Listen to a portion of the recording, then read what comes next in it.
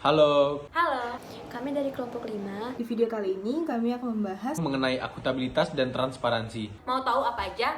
Yuk langsung aja ke pembahasan pertama. Oke, kita langsung aja masuk ke pembahasan yang pertama, yaitu mengenai pengertian akuntabilitas dan transparansi. Nah, mungkin kedua kata ini nggak asing lagi kita dengar ya, karena udah sering banget diomongin, maupun itu di dunia pemerintahan, perusahaan, organisasi, ataupun instansi lainnya. Lalu, apa sih akuntabilitas? Nah, sebenarnya akuntabilitas itu bisa kita lihat di PPT. Akuntabilitas itu sendiri merupakan kewajiban pertanggungjawaban seseorang kepada suatu instansi atau organisasi terkait kinerja maupun tindakan seseorang dalam bentuk pelaporan secara periodik. Mungkin ada yang bertanya ya, untuk apa sih ada akuntabilitas? Sebenarnya dengan adanya akuntabilitas tersebut berarti kita itu telah mengambil suatu keputusan untuk terlibat dalam suatu situasi. Dan jika kita sudah terlibat dalam suatu situasi, maka kita mampu untuk memberikan segala effort kita untuk mencapai suatu hasil yang terbaik. Nah, intinya dari akuntabilitas itu diperlukan suatu pertanggungjawaban. Nah, setelah itu kita langsung aja beralih ke pengertian transparansi. Nah, mungkin kalian udah nggak asing lagi ya mendengar transparansi kan. Nah, transparansi ini juga bisa kita ibaratkan seperti air, di mana air itu pure, clear, nothing to hide, anybody and anytime, everybody can see what we do. Ya, kurang lebih itulah penjelasan mengenai transparansi. Nah, sebenarnya akuntabilitas dan transparansi ini saling berhubungan, dan keduanya juga sering kali dibutuhkan di berbagai kegiatan. Sebelum kita mengetahui hubungan akuntabilitas dan transparansi lebih lanjut, mari kita membahas ke prinsip akuntabilitas dan transparansi yang akan dibahas oleh saudari Cynthia.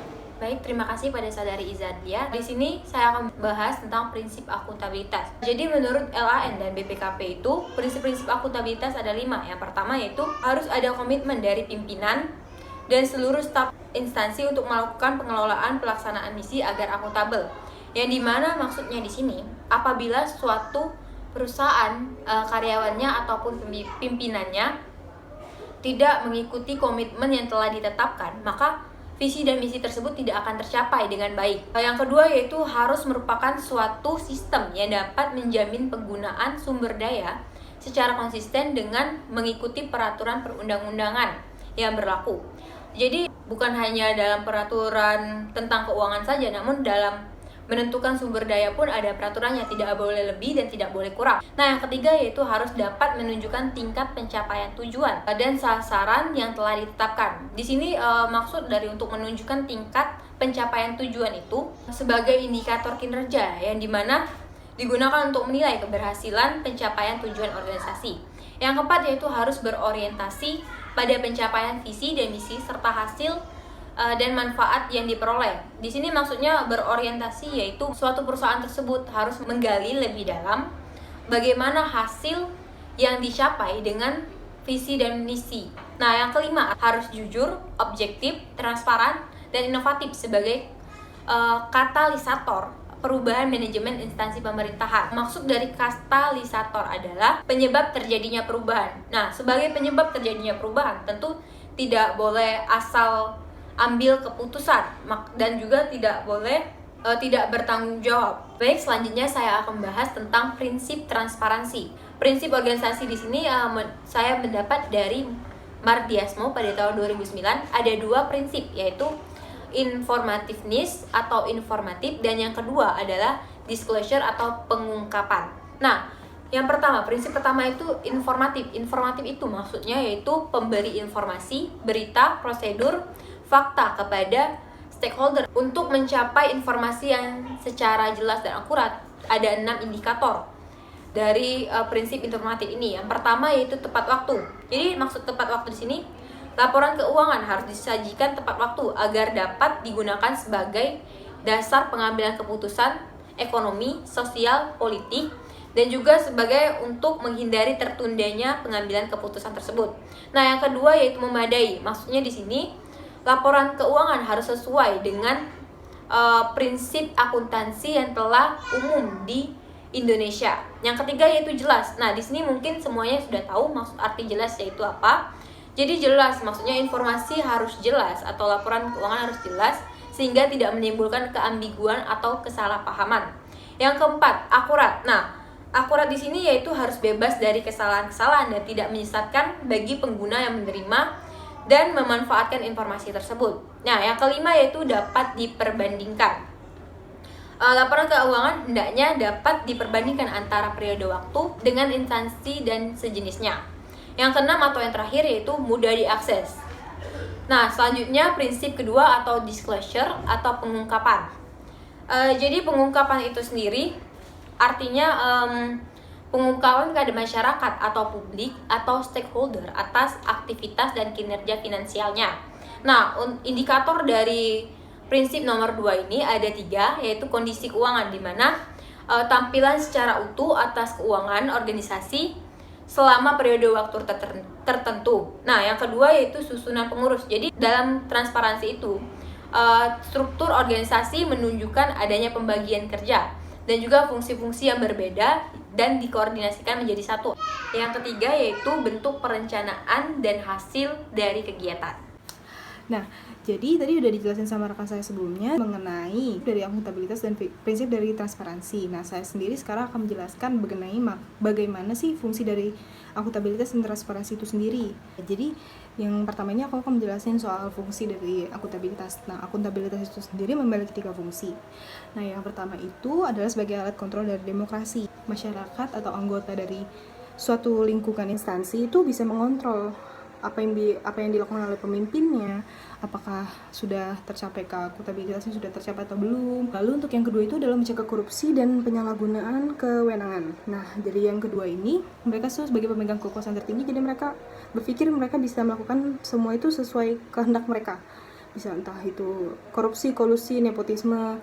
Nah, jadi dengan adanya akuntabilitas itu diharapkan jadi para pemimpin itu bisa berpikir apa sih dampak yang dapat mereka hasilkan dengan adanya mereka melakukan korupsi dan kolusi itu. Lalu yang ketiga itu adalah meningkatkan efektivitas dan efisiensi. Nah, dengan adanya akuntabilitas ini oleh para pemegang kepentingan jadi mereka tuh bisa mengetahui titik-titik mana saja yang masih belum efisien dan efektif. Nah, oke, jadi yang selanjutnya itu adalah fungsi dari transparansi. 5 fungsi. Yang pertama itu adalah mencegah korupsi. Lalu yang kedua itu adalah lebih mudah untuk mengidentifikasi kelemahan dan kekuatan dari suatu kebijakan. Nah, yang ini karena dengan sifatnya yang transparan, jadi antara masyarakat dengan pemimpin itu dapat saling memberikan masukan. Lalu yang ketiga itu adalah meningkatkan akuntabilitas pemerintah sehingga masyarakat akan lebih mampu mengukur kinerja pemerintah. Nah, jadi dari transparansi misalnya ya, rekapitulasi anggaran. Jadi dengan itu masyarakat tuh tahu apa saja yang dilakukan pemerintah, apakah benar-benar yang ditulis di anggaran itu direalisasikan atau tidak. Nah, lalu yang keempat itu adalah meningkatkan kepercayaan terhadap komitmen pemerintah untuk memutuskan kebijakan tertentu. Ya, jadi dengan transparan itu, jadi kan kita sudah menilai apa kinerja pemerintah. Kalau kinerjanya baik, tentu kita bakal percaya untuk pemerintah mengeluarkan kebijakan-kebijakan lainnya. Nah, lalu yang terakhir itu adalah menguatkan kohesi. Karena kepercayaan publik terhadap pemerintah akan terbentuk. Nah iya, dengan kinerja yang lebih baik, yang terbuka, dapat diakses oleh masyarakat ataupun anggota dari instansi, jadi mereka merasa lebih percaya dan lebih yakin untuk memberikan kepercayaan kepada pemerintah itu sendiri agar mereka dapat menyelesaikan pekerjaan mereka tuh dengan maksimal. Jadi untuk selanjutnya karakteristik dari transparansi dan akuntabilitas akan dilanjutkan oleh saudara Hairil Akbar. Oke. Karakteristik akuntabilitas yang pertama adalah adanya komitmen dari pimpinan beserta seluruh staf dalam pengelolaan organisasi dengan nilai-nilai akuntabel. Suatu organisasi dapat dikatakan akuntabilitas apabila ada komitmen dari seluruh elemen organisasi dengan nilai-nilai akuntabel yang diterapkan pada kinerja. Yang kedua, setelah adanya komitmen dari seluruh elemen organisasi, maka suatu kinerja dari organisasi itu akan menunjukkan tingkat pencapaian tujuan dan target dari masa ke masa. Dalam artian, setelah memiliki komitmen yang kuat, maka dalam suatu kinerjanya itu akan optimal. Yang ketiga, karakteristik akuntabilitas adalah organisasi berorientasi pada visi, misi, dan hasil yang akan diperoleh oleh suatu organisasi. Kenapa dikatakan seperti itu? Karena organisasi yang akuntabilitas itu dia akan berpegang teguh pada visi dan misi yang telah ditetapkan pada awal organisasi. Kemudian adalah karakteristik transparansi. Karakteristik transparansi yang pertama adalah keterbukaan dan standarisasi yang jelas serta mudah dipahami pada sistem pemberian informasi. Kemudian, karakteristik transparansi yang kedua adalah adanya mekanisme yang memfasilitasi aspirasi, kritik, dan pernyataan tentang proses penyelenggaraan pemerintahan. Jadi tidak boleh adanya asas ketertutupan atau rahasia. Jadi semua harus dibuka seterbuka mungkin. Kemudian yang ketiga, adanya mekanisme pelaporan maupun penyebaran informasi penyimpangan tindakan aparat dalam kegiatan penyelenggaraan pemerintahan. Kemudian laporan pertanggungjawaban yang dilaksanakan tepat waktu. Dalam suatu transparansi itu diperlukan pertanggungjawaban yang tepat pada waktunya sesuai dengan jadwal telah ditetapkan. Kemudian yang terakhir, karakteristik transparansi itu adanya laporan pendapatan, pengelolaan keuangan, dan aset yang mudah diakses, tidak berbelit-belit. Kemudian yang terakhir, karakteristik akuntabilitas itu adalah organisasi yang memegang erat nilai-nilai kejujuran, nilai objektif, inovatif, dan transparansi. Nah, itu tadi pembahasan dari akuntabilitas dan transparansi, ya nggak, Bar? Bener banget, Sin. Jadi kesimpulannya, akuntabilitas merupakan suatu kewajiban pertanggungjawaban seseorang atau instansi untuk mencapai visi dan misi dalam bentuk pelaporan. Akuntabilitas sendiri berfungsi mencegah korupsi dan penyalahgunaan kekuasaan, di mana sesuai dengan prinsip akuntabilitas yaitu harus jujur dan transparan. Biasanya, dalam akuntabilitas, pemerintah sangat mendominasi dalam pengambilan keputusan. Sedangkan transparansi merupakan keterbukaan dalam segala kegiatan organisasi, baik informasi maupun dalam hal budgeting. Dengan adanya transparansi, ini dapat meningkatkan kepercayaan terhadap pemerintah untuk memutuskan sebuah kebijakan. Nah, semoga video ini bermanfaat bagi kalian semua. Sampai jumpa. Sampai jumpa.